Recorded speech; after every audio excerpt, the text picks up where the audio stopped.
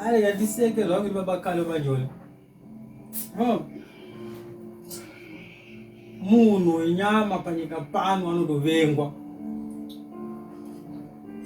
Ezilongo uri munhu panyika pano chirarama unotovengwa. Tamarega ndikuudze kuti vanhu vanovengwa ndira kutangira kumusoro.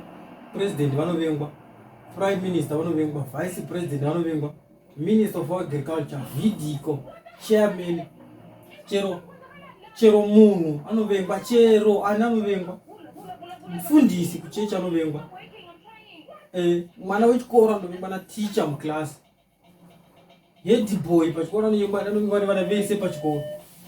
Saka iwo zoti nhasi unoti kwai vanhu vanondivenga ini, vanhu vanondivenga. Uri richi zvakadi, uri puwa zvakadi, unongovengwa. Saka usambotya kuvengwa.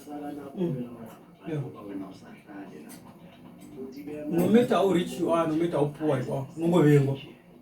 Saka zvakana basa zvokuvengwa. Ndinokuudza nyaya yekuvengwa ini baba Njoli nhasi. Ngati kuvengwa kunotovengwa munhu wese. Kana ungadati ndavengwa regai ndirege kudya sadza nhasi nekuti ndavengwa. Zvinakana basa izvo. Kana ndakavengwa kubva ndiri mudumbu ini nemuroyi achida kuti dai mimba yacho yabva.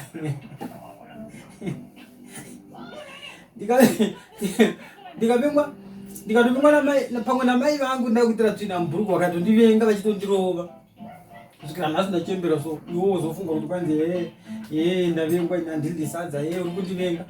Ibva pano ini chamba ndiri vasadza kuri kuti ndinoonekadai so kuri vasadza kuri kuti pa dambura sadza. Muriwo kudambura muriwo sadza nemuriwo sadza kana muriwo kana nechii ndichiruva nezvidoromwati. Ndichivengwa zvakadaro. Saka usambotya kuvengwa, rega vataure. Kana ukangona vachitaura nezvako which means uri newspaper, unozanda kuti newspaper ndoro rinotaurwa nezvako panyika pese apa.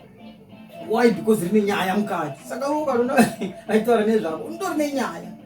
Torwa mpururu uchitopururu. Ukaona achitaura nezvako uri nyaya. Uri newspaper wakanyorwa ine ndau, saka vari kuverenga. Dacha kuvengwa. Ukaona uchingotaura nezvako uri newspaper unoverengeka. Yes. Kana ukaona usingatauri nezvako zvoti uri blank paper, zibepa redustbin risina kana chinhu kuti unokandiwa kuru zvidai so. Saka ukaona uchitaura nezvako which means you are something. Wakanyorwa mukati nekunze, saka vanhu vachikuverenga. Ndipo pachingodai goti akadai baba Njoli vakati vanhu vachikuverenga. Ngavakutaura.